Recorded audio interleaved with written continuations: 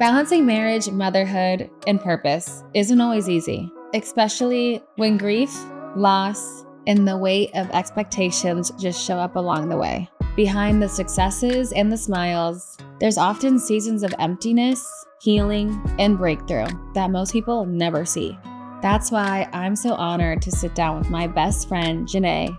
She's literally walked through these very things, and her story just holds so much wisdom and encouragement. If you're excited to jump right into this, don't forget to like the video, drop a comment, and of course, subscribe so we can keep this conversation going. I'm Allie Welsh, your host, your unfiltered bestie, and your guide to building the business and life that you actually love. So grab your coffee, your wine, or whatever helps you deal with your ish, and let's do this. Welcome to Healing Ish. Well, I'm so excited because I have someone so special to me, my bestie, my ride or die. Literally, we've been through the ringer together. And I feel like, we've done business together, we do life together, we are raising our kids together, our husbands are best friends, we're best friends, we're glued to the hip. Yeah. And so I'm like, if I could have a first guest on my podcast, I want it to be you. So thank you for coming to Healing Ish. Thanks for having me, girl. I have a couple questions because I feel like over the last 7 years, we've just had so many breakthroughs and just so much has happened to us. We've evolved so much. Our healing journeys have been together. Yeah. And I feel like you're so insightful with how you run your business, your marriage, your family, not just really your business accolades that impress me, but just who you are as a person. I just love it. So one thing that I feel like a lot of the ladies that we work with are always asking, and I love to hear different perspectives all the time. But how would you say that you balance your life? I mean, you're a mom, you run a large organization, you do social media and branding and content, you work out, you're a wife, you are serving in your community. Like, how do you balance your life? Lots of wine. Just kidding. You're like, I drank to death. No, we have, like you said, we've grown through so many different seasons of life and every season is different. So that question is like different in each season. You know what I mean? Yeah, sure. And I don't think balance is really real, if I'm being honest. And we're pulled in like this direction a lot, that direction a lot. We're balancing, or we're juggling. I like to say juggling. We're juggling a lot and we have to spin so many different plates. And sometimes like this plate is going to be spun a lot more than the other. And so I try not to be balanced because it's just not real and it's impossible. I just know that in this season, like this is what I have to prioritize. And so that's what I'm going to focus on. I'm going to leverage and delegate and find someone who's really, really great in the other areas that I can't pour my all into right now because, and that's just something I've learned. Like at first we used to try to balance everything. Like, when we were coming up in business and in motherhood, we were doing our best to like balance everything and it burnt us out. Like we've, at least I know for me for sure, like I've gotten so burnt out trying to do that. And so I had to work smarter and not harder, which you always tell me. And so that's like what we've done. Like this last, I would say 2 years, we've like hired on multiple different staff members. And now we have nannies and, people who help us with our children so that we can pour more into our business. And then if we need to scale back on that because we want to be more, hands-on with our kids and our husbands, then we kind of pull back in that area. So I think just like working smarter and not harder in this season. And now that we've been able to grow in our business has allowed us to quote unquote balance, or allowed me to balance. But that's what I would say. I think just like knowing where you're at. And if you do have to kind of like remember we used to like we would have the girls because they were like babies, and you would do like a licensing call and I would be playing with the girls in the playroom and then we'd switch, or like you would be cooking dinner, I would be taking a bath for the girls. So like there's seasons where we had to do that, and that was our balance back then. But we worked together and kind of like delegated tasks towards each other. Yeah. And so now we have the ability to have those different staff members and those people to help us out. And so it kind of takes that pressure off of trying to be everything all the time, 100%. I love that. I feel like when you're starting off in business, for those of you who are in business, whatever that may be, or you have a job, whatever it is, like, I think the early stages is like finding community. Because when you have community, if you can't afford, a nanny or a daycare, things like that, and you are a working mom, like having that community, I feel like totally like helped us 100%. Because I don't know what we wouldn't have survived. No. And so if there's a brand new mom who wants to step in, like, what are some ways that you would say she can like get out there? Because I feel like it's kind of hard to find community. Yeah. I mean, we were so blessed. I will say, like, it's kind of like dropped right in. Like, yeah, God was like, here. We hit it off right away, but it's not like that all the time. And like, we even have friends now who it wasn't the connection that you and I had, but over time it's grown and it's developed. And so every friendship and every relationship is going to be different. But I think the biggest thing is just like inserting yourself in a way that's, appropriate and tactful. But I think more than any stage 5 clingers, okay? I think more than anything is bringing value to any relationship. Then like anyone will be receptive to that. Yeah. If you come in looking for things, if you come in with an overbearing energy, then it kind of like, it's like, whoa, you're doing too much, But if you just come in as you are and like, and bring value with yourself and bring a helping hand and be communal, then it's almost inevitable that it just becomes organic. And I know, at least for us, like, again, we're so blessed, but not even just you and I, but our organization, we've cultivated that energy of like, we're community first. True. So like, we want you to come in and we want to welcome you in. Sure. Where you don't have to fight for it. It's like natural. And that's something that we've built over the years. But I would just say, like, yeah, you have to put yourself out there. You have to inconvenience yourself to want community, and you have to be inconvenienced. Yeah. I recently read something about that, and it was such a game changer for me, because when you think about community, it's like you have to inconvenience. And you know how like I would tell you sometimes where I don't want to bring you like if I'm going through stuff or a burden, and that's the point of community. That's how you heal and you grow through things. And you've taught me that it's like, no, like it's not a burden, or even if it is, like as your friend, like I'm going to take that burden on with you. So you're not going through that together. Yeah. And vice versa. And so being inconvenienced and inconveniencing others kind of in a way that's like not negative, but knowing that like you're going to be taken care of, like, and that's what the tribe is all about. I love that. That's a great answer. Okay. So obviously you work with your husband, and I notice that a lot of people, when I tell people like outside of our business platform that I work with my husband, they're like, they're like shooken up, and they're like, I could never do that. What would you say is the perk of working with Abdul, your husband? And what would you say, like, what's the blessing? What's the curse of it? And what's the solution of how you've been able to work together? You know what I mean? Yeah. For those of people that work with us, that are around this space, but then people that aren't, what would you say? Yeah, it's definitely different, because like I come from a military environment where you are not supposed to work with your spouse. Like they will literally ship you off to a whole, they'll ship you off to like a whole nother like division or department, or even like state. If you like meet someone, you get married, like you have to separate. They divide you. And that's something we talk about a lot, of like military and corporate America. And it's like, it's all a division. And it's like, dad goes here, mom stays home, or mom works, kids at daycare, like at 6 weeks old or something crazy.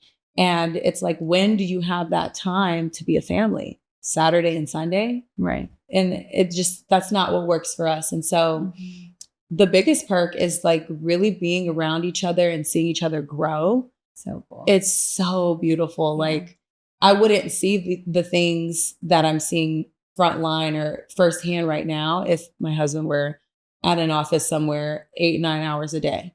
Sure. And, just really learning. I feel like I've really learned what marriage is through business.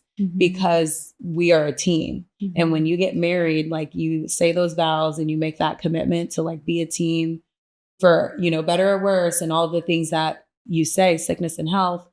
And it's the same in business, but like you're even more of a team player now. I feel like I'm more of a team player now than I would have been if we were like in corporate America. 100%. Because we would be separate all day. And then like we finally come home and have nothing to talk about because I don't know what's going on at your job. You don't know what's going on at my job. You know, maybe talk about the kids here and there. And so it really forced us to like learn how to be a team and learn how to be a team for us, because every marriage is different. And what I do for my husband might be similar or might be different than what you do, especially depending on what is needed, where you're at in business. And so teamwork has been everything for us, and it's really strengthened our marriage. It strengthened our business, and it shows our children now like what that looks like. And if you think about it too, like I've always talked about it, we were like our world ran with mom and pop shops and trade. And so like your family would be the blacksmith family. I would make the bread, and we would literally, you know, our families would trade and we would barter. And then corporate America came, war came, all these things came, and they completely separated families. And then you wonder why divorce rate is the highest it's ever been. You wonder why temptation is, you know, all these things, because there's so many. Oh my gosh. Do you remember the Coldplay concert? And the guy, like he was the CEO of the company, and then the HR lady, they were having an affair. Okay. And it was like all over the Jumbotron, but there's so many of like, because he's at work all day. And like, to your point, 100% like, temptation, distraction, nothing in common. And like, honestly, when you're working together in an organization, like two people with the same vision, the same mission, like that's what God intended us to do. Like he wanted to bring people together, and he did not want to divide anybody. That's why it's considered a union, and it's special and it's powerful. And that's why I think the adversary attacks couples, and with one being separate their jobs, separate their commonality, separate their lives. So all they have to look forward to is a Sunday together. And I'm like, that's so sad. That's depressing. It's depressing. I can't even imagine. What would you say the downfall is though? Like working with your spouse? Because like people are like, okay, now I'm sold. And you're like, whoa, hold on, Mitzi. Oh my gosh. I could go on and on. No, I'm just kidding. There's not too many cons. I would say like you do have to learn, like as great as it sounds to be a team player and like, oh, we're teammates, we're riding and dying together. I know for us, like it was really hard in the beginning because we were trying to coach each other and we were trying to like nitpick. And now, and I talked about this earlier, but now if I need something, I'm like, Allie, can you call Abdul and be like, da, da, da, da, you know? Yeah. And then like Abdul will be like, man, Allie just told me something so profound. And like, I have this great idea now because and I'm like, oh, wow, that sounds so great. Meanwhile, like, I told you. Yeah. Leverage. And same with like Abdul and Matt, like, you know, and that's something that we had to learn. And it's all like learning. But in the beginning, it was a lot of like, you're supposed to be doing this and I'm supposed to be doing that. Yeah. So like when you do work together, you see like, okay, you're dropping the ball in this area. I'm dropping the ball in this area. And now we're like nitpicking each other. And, you know, and things like that. Not knowing when to like separate too. You're like, I need you as my husband, not my business partner. Yeah. Not my business partner, my coach. And like, you know how like our favorite, like our ideal night, like, we love an ideal night. We'll have to talk about that. Next episode. Ideal night. They're out of town. They're out of town on a business trip. We're watching our show. We're drinking our wine. We're laughing. We're alone. Nobody's touching us. No. But like, you're always together. You're always on a business trip together. You're always speaking together. And so, you know, that's space. Yeah. Sometimes you need a little space. Sometimes you need to have your individuality and have your own hobbies and have things that interest you. So I would say that for sure. We're like, we still love you guys. We love you, but okay, switching gears a little. Like this is where we're going into a whole nother part of it's going down. One thing about us is we're gonna laugh. Always. I should call this laughing-ish. But you know what? I already branded Don't matter. And I already told everybody what I'm doing. So I'm not going back on my word. Okay? Period. So obviously you are pretty well known in our company, in our business. And with that being said, there's like 30,000 people that watch you, you know, like just in our organizations. Yeah. And then obviously your social media venture and you getting involved in that, like on the outside, you look amazing. You look successful. You look put together. Marriage is great. Family's great. Kids are healthy. God is good. But what would you say, like when has been a time where you felt the most empty, but on the outside, you've looked so full and so successful? And does that ever happen? Oh, yeah. Because people don't show that. They don't show the ugly. Yeah. And like, you know, at the end of the day, like social media is always the highlight reel. But I know for me, like I do I'm very transparent, like within my content, not everything, because like privacy is still very important, you know? Well, yeah. That's true. But I think there's like two sides, like a double-edged sword. I think for sure social media and just like when you're at events and, you know, we have a role, like we have a job, and like we're like this, what are we, the CMOs? We're like the chief morale officers. Yeah. And like we bring the light and the fun. And so we have to put on this show. And it's not always like, we have to pep ourselves up sometimes. We have to like do a little like dance and like get ourselves prepared, because yes, like there might be things that we're going through behind closed doors that only like the small circle knows about. But I will say on the other side of that, I think it's super important, because we have these roles and because we have this impact or, you know, influence, that we are transparent and we are real about things we experience. And I think that's why it's so beautiful that you're doing this, because nobody's perfect, and no business, no marriage, no family, nothing. It's really just about how you learn to work through it and how you learn to heal through it.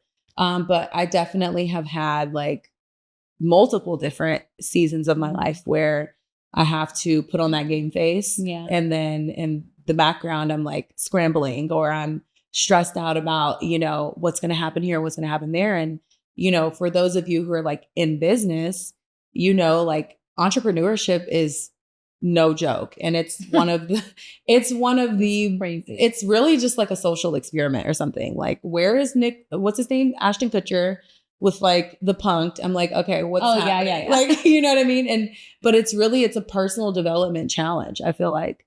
And so it's so many things like in business that we've been in the wrong market. We've been focusing on the wrong type of clientele, like all these different things, that the only way you grow through that is like by learning from that mistake. And like business took a hit, or taking risks that you have no idea whether it's like even going to be a return. Everything that you make is being reinvested, and like you get 20,000 and you got 21,000 going out to pay this person, that person, your CRM, you know what I mean? Like exactly. All of the things, because in order to make money, it costs you gotta pay. Right. Yeah. And so there's been a lot of different times where I have to like decide, okay, am I going to, be transparent in this moment, or am I just going to put on that game face and keep showing up? And I always show up even when I don't feel like it. And you and I have to talk each other off a ledge a lot of times. Community. And that's community, and like knowing that you're going to be okay, but it's not a bad day. It's a bad moment, those kind of things that we have to just continue to like play in our head.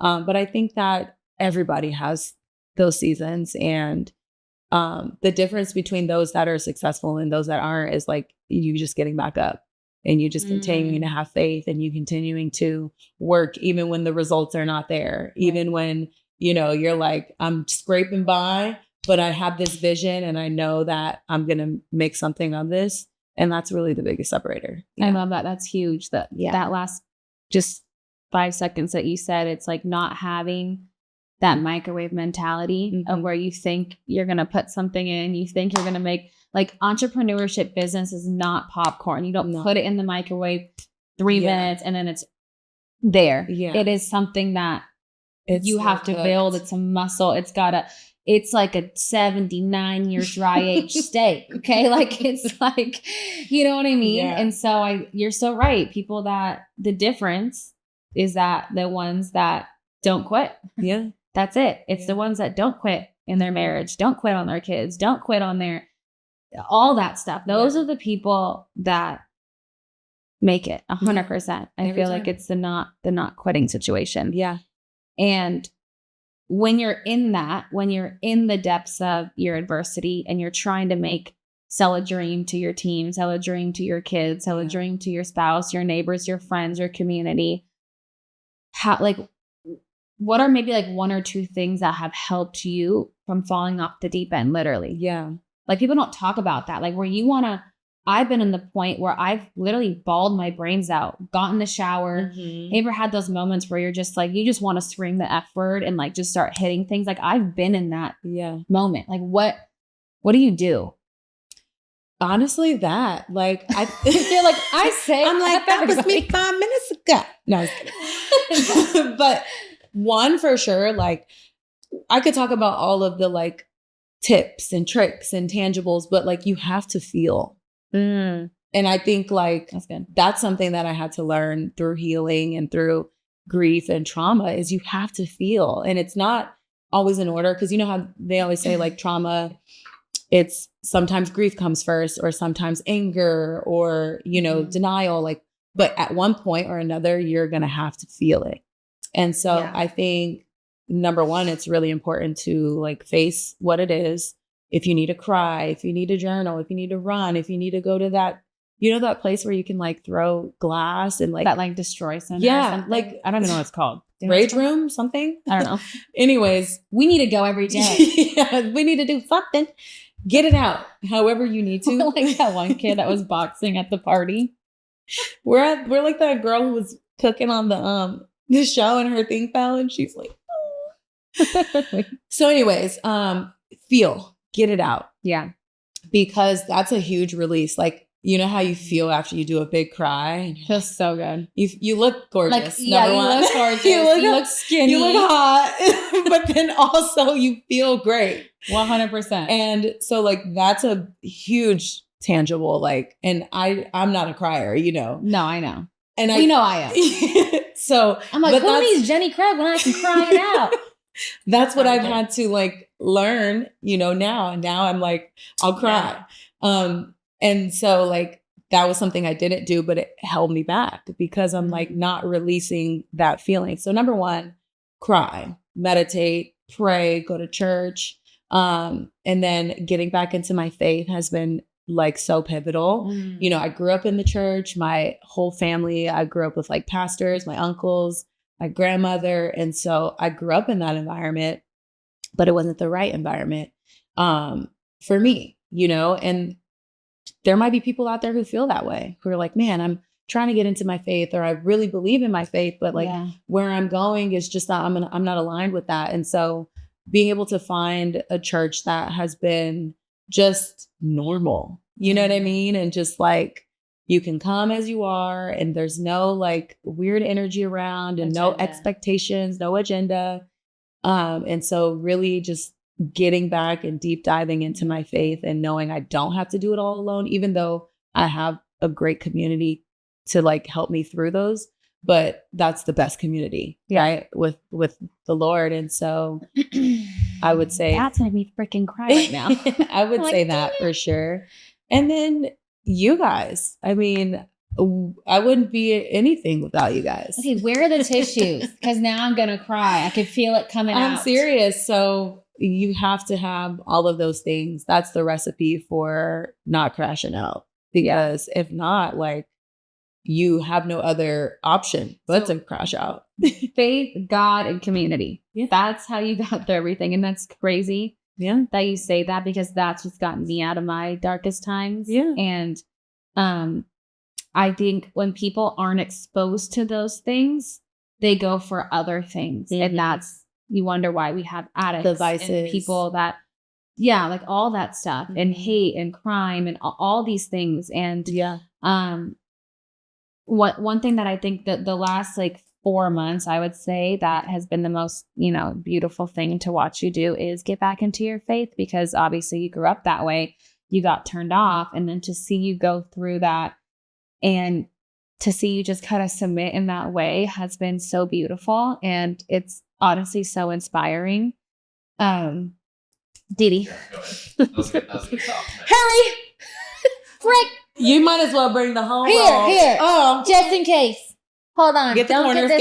Get the corners. We can't let it run. Make sure that's in the book. Well, make sure that's in the podcast, guys. Oh, crap.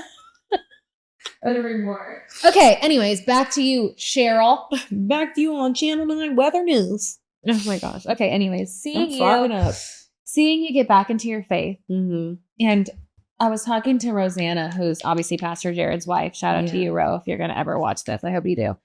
But she told me the other day that was so pivotal. She said, without pain, there is no God. Mm-hmm. Because you have to go through pain to kind of seek that, to kind of seek something like grab onto something. And I think in the depths of your pain, watching you reach up to him and watching him just accept you again, and now you leading your family into that is so pivotal and inspirational. And I'm just proud of you. I just wanted to say that. I know I'm not going to ask a question after that because we're already crying. But thank you.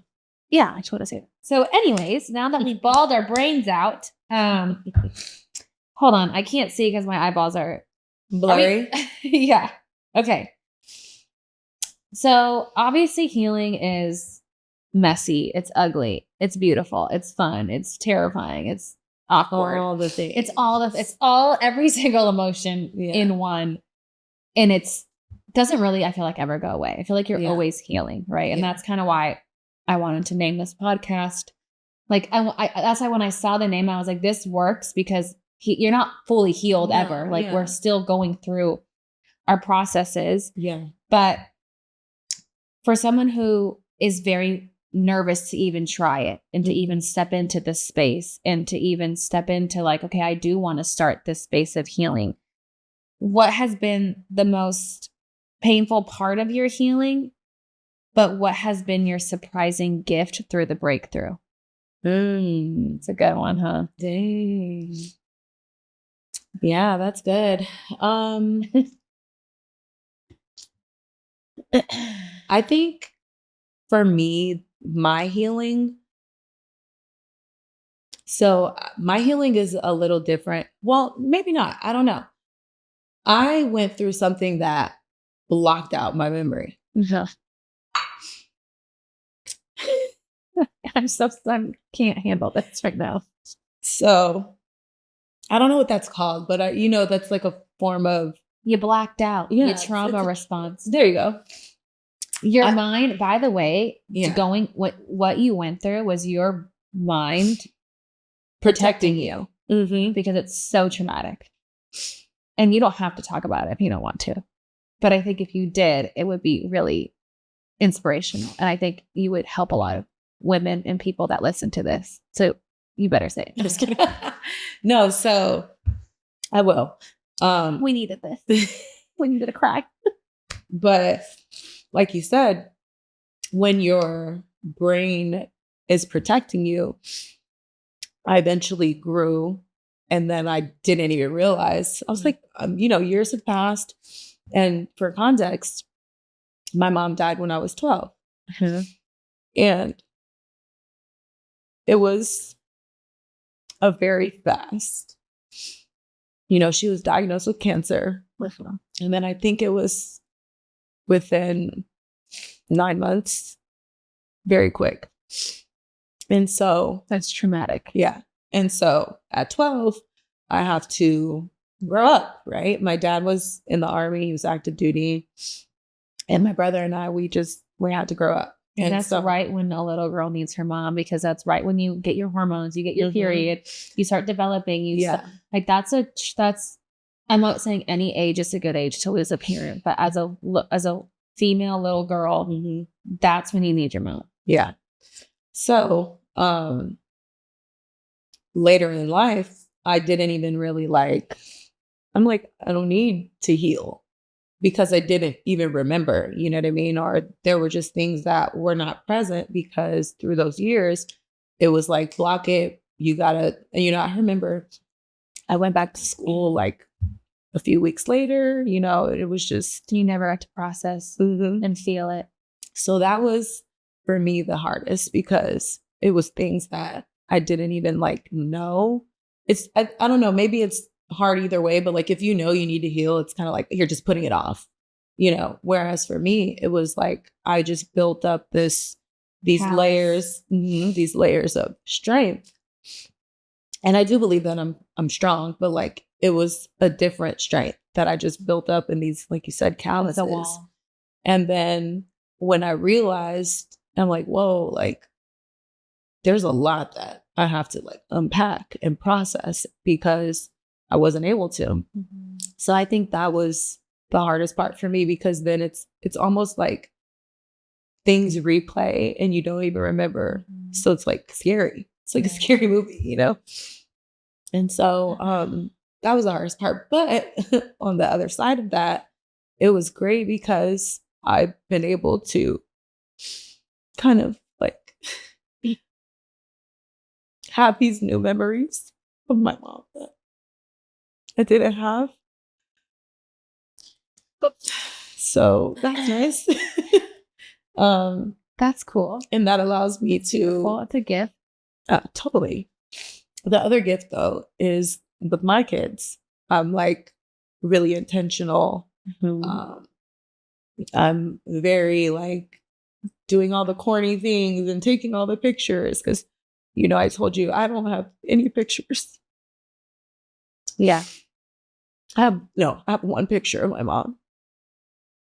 And so that's like the gift now, I would say, is knowing that like I'm going to do everything, you know, so that when I'm old, because I'm affirming that when I'm old and I've lived a beautiful life, my children have so much to look back on and remember. And, you know, so I make sure to be super intentional now because of what I've had to kind of unpack and like now unveil like these different things about my mom or memories that I forgot, you know? Yeah. So.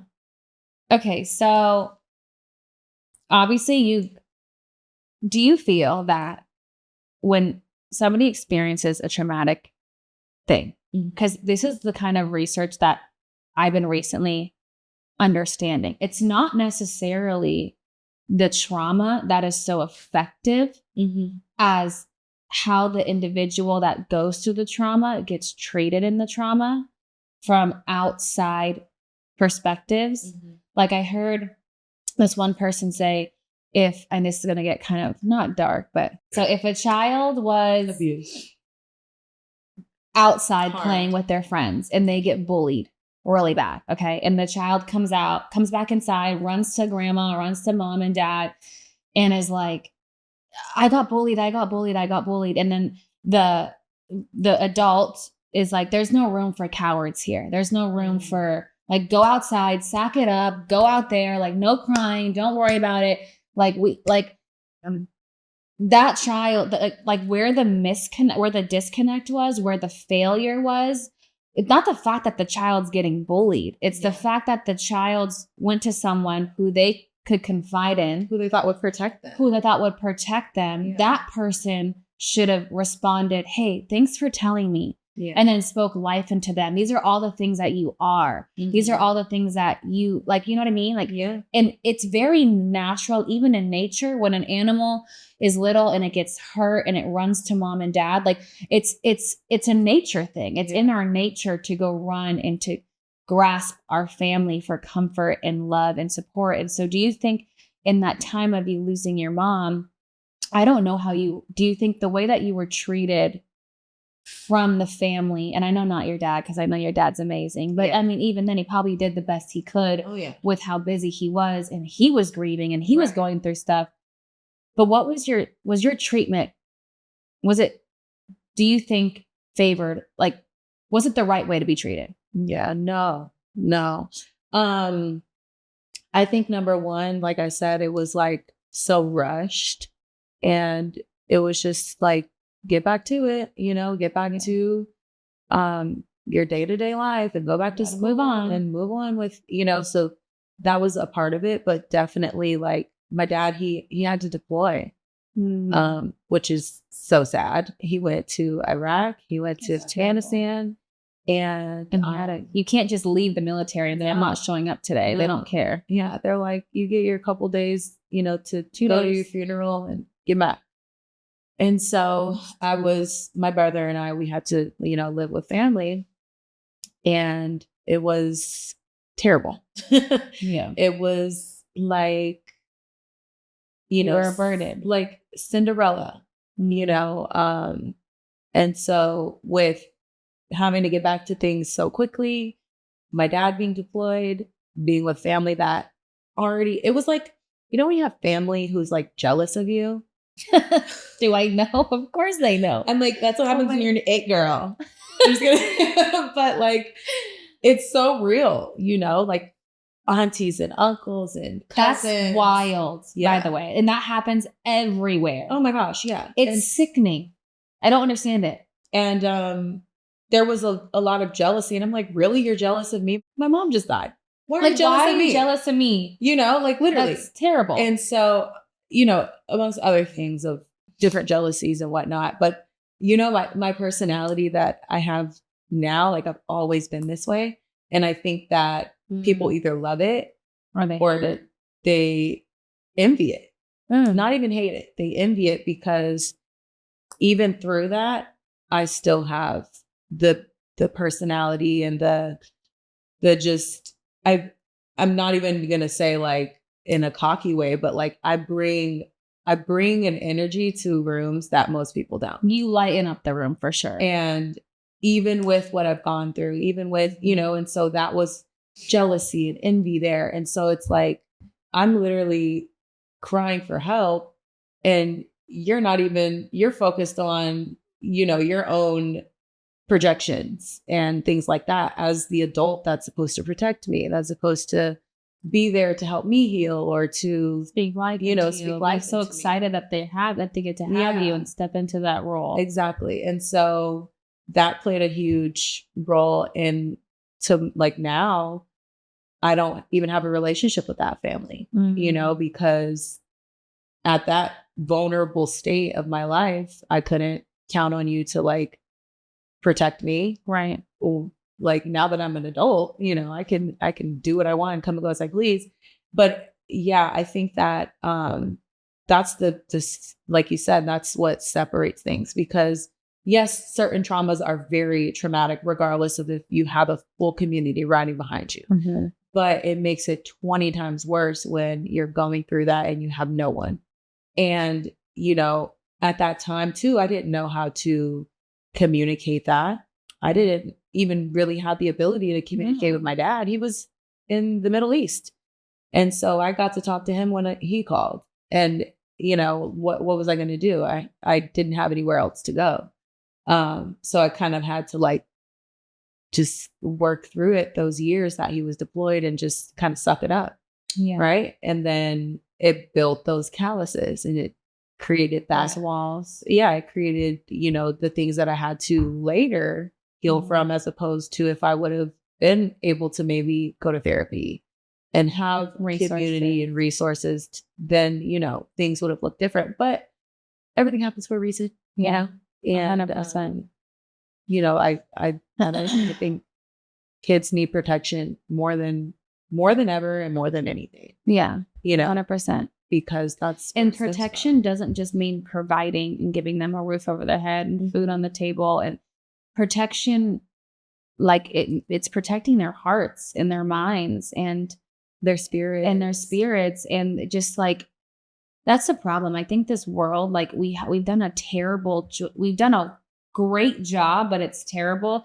We've done a great job at numbing people out and not allowing them to feel and just keep moving on. Like, well, we got to work. We got to go. Like I grew up in a Filipino household and my grandma, you know, her family was beheaded in front of her back in the Philippines. And so like, she's like, oh, I got to keep going. I got to so she doesn't even keep have moving, to keep going. Like she's been already through so much. And so we never really talked about problems, especially in our home. And so, like we've just we've helped people numb out instead of allowing them to feel and being there for them. And that's what I think would solve a lot of people's problems if they were just had great community and they felt safe and they were allowed to feel their feelings. Because what happens is if you don't feel your feelings in the moment that it happens, you will mask it up. And then later on in life, it will come out and that will become triggers and traumas. And then what you don't heal, you'll bring into your kids. And it's this generational thing that now you're trying to fix 20 years later when you could have just had the proper support in the moment. But what I will say is that you've done a great job at fixing what wasn't your fault as a child. You fixed it as an adult, and you can tell with how you parent, how you treat people, how you are as a wife. And so I think the first step to, like healing is awareness. Yeah. And you just said it. You're like, I know that that's why I've been the way I've been, because I've had to build up those walls, but at least you know. And the problem is people just they have no ownership. Yeah. They can't own up to their ish. They can't own up to their crap. You know what I mean? And like you said, it's messy and like no one wants to be bawling their eyes out and, but like, it's so worth it. Yeah. 100%. Especially if you have a family. Like I feel like that should be a requirement. Like we need to start having some rules coming around. People have kids. It's like you got to do a mental health. An Arrested Development course. You know what I mean? Like, and I know that sounds crazy, but like there needs to be accountability. And yes, it's messy. Yes, it's ugly. Yes, it's all those things. But if you want to bring life into this world, then it's worth it. Yeah. You know what I mean? It's 100%. Worth the mess. It's worth all of the bad parts. Because number one, you heal and now you're happier, but then you don't, like you said, pass that on. And it's like, I feel like it's so harmful to not do the healing if you're going to be having children and, all of those things. And I wasn't healed prior and I'm not healed now. I'm healing. But again, the awareness of it and just knowing that like it should be a priority and it is important. And it's scary, but again, it's so worth it on the back end of things. Yeah, it's so worth it. This is kind of a question that I think I want to ask almost all of my guests because I feel like one day we're gonna play it and it's gonna be iconic. But what do you want to be remembered as? Like what do you want your kids? You know how they say like one day your kids are gonna sit across the table and they're gonna talk about their mom. Like what do you want them to say? A lot of things. I'm gonna cry again. Dang it. I love your kids. I know they're the best. Honestly, a lot of things. I think for sure, just within this conversation now, the importance of protection. We know it because naturally we are protective of our kids, but like when you say it out loud, it's like, no, like that's a priority, And so that's like for sure up there.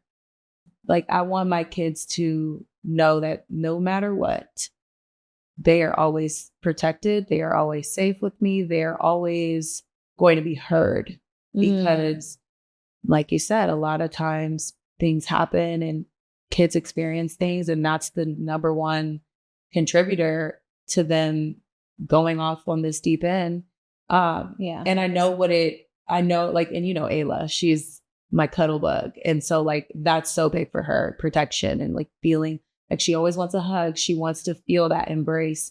And so I know what that does to her and obviously Aziz too, but protection is everything. And, that safety and security, like I know that when my kids, if they go through something, it's like, I know I can call my mom. You know how like when you were growing up, you're like, I can't call my mom. I'm at this party. Yeah. Like I got to figure out how I'm going to get home. Like, I want to be the first one they call. Yeah, they might get their butts chewed out. You know what I mean? They might get grounded or whatever. And this is like teenage stuff. But even through adulthood, like they will still be held accountable, but I will never leave them hanging, Yeah. So that's really important to me. I would say feeling at home. is important to me. Like that they belong. Like they belong. Yeah. And I know a lot of people like they don't have that relationship with their parents. Like I want my kids to be calling me every day, you know, and feeling at home. And I guess that kind of falls into protection, but obviously the basic things like hardworking and, you know, all of that stuff, but like business accolades and success, like that's secondary. 100%. Because that's just inevitable, but like that's not lasting. That's fleeting. Yeah. You know, and what lasts forever, I think, and eternally is that feeling of home and sanctuary and of healing and laughter and love and happiness. Yeah. And fun and, you know.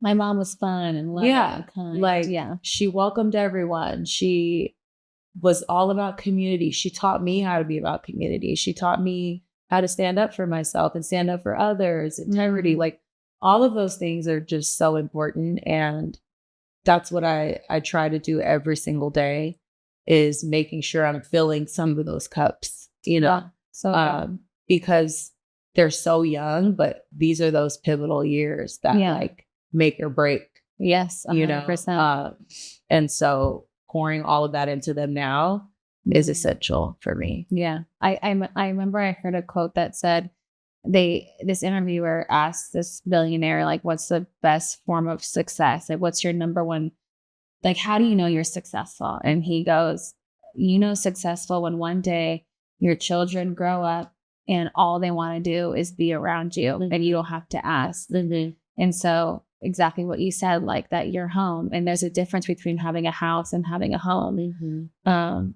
And just so you know, because I mean, I know for a fact that they're going to say that in a way more because you've done such a great job. Thank you. And I love you so much. Thank you for coming on the podcast. You're incredible. We'll do a part 2 or a part 3 or part 4 or something. And I'm like, actually, this is a duo. I'm like, actually, welcome to We Be Knowing.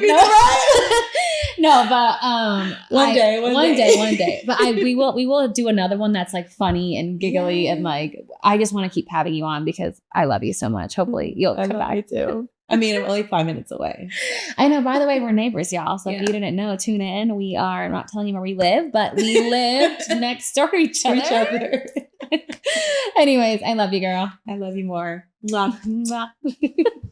All right, friends, that's it for today. If you felt called out in a good way, I love that for you.